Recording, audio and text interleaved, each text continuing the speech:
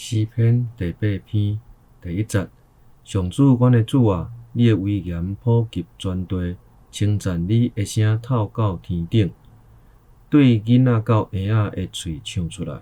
你起造要塞，封闭敌人，要消灭对敌，消除冤仇。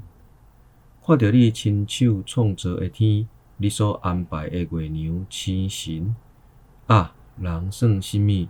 你遐尼关心；世间人算甚物？你遐尼照顾。你予伊比天使小可较低，你使阳光尊贵做花冠，甲伊戴。你指派伊管理你亲手创造的万物，你予伊有权柄支配一切。一切的羊甲牛，山野的走兽，空中的飞鸟，海洋的鱼类甲活物。